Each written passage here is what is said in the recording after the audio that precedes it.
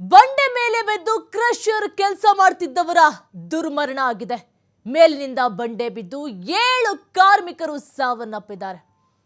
ಮಾಡೋದಿಲ್ಲ, ನೀವು ಸೀರಿಯಸ್ ಆಗಿ ಮಾಡದೇ ಹೋದರೆ ತೊಂದರೆ ಆಗ್ತದೆ ಅಂತ ನಿನ್ನೆ ತಾನೇ ಡೈರೆಕ್ಟರ್ಗೆ ನಾನು ರೇಗಿದ್ದೀನಿ CM ಮುಂದೆನೇ. ಈಗ ಬೆಳಗ್ಗೆ 7 ಗಂಟೆಗೆ ಈಗ ಅನಾಹುತ ಆಗಿದೆ.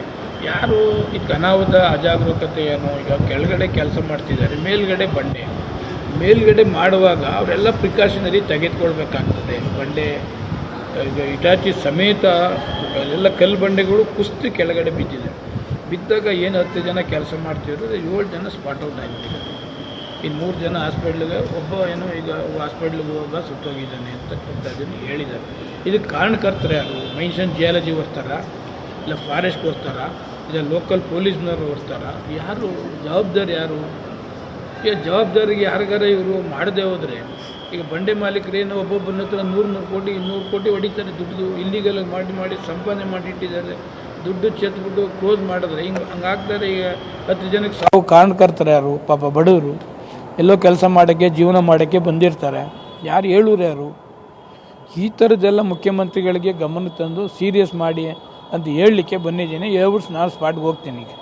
ಈ ಪ್ರಕರಣಕ್ಕೆ ಸಂಬಂಧಪಟ್ಟ ಹಾಗೆ ಓವರಾಲ್ ಇಂಥ ಬೆಳವಣಿಗೆಗಳ ಬಗ್ಗೆ ತಾವೇನು ಹೇಳಕ್ಕೆ ಬಯಸ್ತೀರಾ ಸರ್? ಈಗ ಮೈನ್ಸನ್ ಜಿಯಾಲಜಿ ಅವರಿಗೆ ಸೀರಿಯಸ್ಸಾಗಿ ಹೇಳಬೇಕಾಗ್ತದೆ. ಲೀಗಲಿಗೆ ಬಂಡೆ ನಡೆಸೋದಾದರೆ ಅವರು ನಡೆಸಲಿ. ಆಗದೆ ಹೋದರೆ ಬಂಡೆನ ಕ್ಲೋಸ್ ಮಾಡಿದ್ರೆ ಸುತ್ತಮುತ್ತ ಎಲ್ಲ ಹಳ್ಳಿಗಳು ಉಸಿರಾಟ ಚೆನ್ನಾಗಿರ್ತದೆ. ಈ ಥರ ಅನೇಕ ಪ್ರಾಣ ಹೋಗ್ತಕ್ಕಂಥದ್ದು ಕೂಡ ತಪ್ತದೆ. ಈಗ ಚಿರತೆ ಸಾವಾಯಿತು, ಎಷ್ಟೋ 100 ಹಸುಗಳು ಸತ್ತೋಗಿದೆ, ಕುರಿಗಳು ಸತ್ತೋಗಿದೆ. ಆಮೇಲೆ ಅಕ್ಕಪಕ್ಕ ಜಮೀನು ಯಾರೂ ಕೂಡ ಮಾಡೋಕ್ಕಾಗ್ತಾ ಇಲ್ಲ. ಆಮೇಲೆ ಬ್ಲಾಸ್ಟ್ ಮಾಡಿದಾಗ ಸುತ್ತಮುತ್ತ ಮನೆಗಳು ಬಿರುಕು. ಇವೆಲ್ಲ 100ಕ್ಕೆ 100 ಅನಾಹುತ ಆಗ್ತದೆ. ಈ ಅನಾಹುತ ತಪ್ಸೋಕ್ಕೆ ಆಗೋದಿಲ್ಲ ಮೈನ್ಸನ್ ಜಿಯಾಲಜಿ ಅಂತಂದಾದಮೇಲೆ ಅದು ಕೋಟಿಗಟ್ಟಲೆ ಸರ್ಕಾರಿಗೆ ರಾಯಲ್ಟಿ ಬಂದರೂ ಕೂಡ ಪ್ರಯೋಜನ ಏನು? ಅದಕ್ಕೆ ಮುಚ್ಚಿಬಿಡಿ. ಆಮೇಲೆ ಏನಾಗಿದೆ, ಯಾವ ಬಂಡೆಯಿಂದ ಅನಾನುಕೂಲ ಆಗಿದೆ ಇವತ್ತು, ಅವರಿಂದ 1 ಕೋಟಿ ಪರಿಹಾರ ಕೊಡಿಸಿ ಅವರಿಗೆ ಅಂತ ನನ್ನ ಒಂದಿದು. Thank you. ಇದಿಷ್ಟು ಸೋಮಶೇಖರ್ ಅವರ ಮಾತು. ಕ್ಯಾಮ್ರಾಮನ್ ವಿಜಯ್ ಜೊತೆ ರಾಕೇಶ್, TV5 ಬೆಂಗಳೂರು.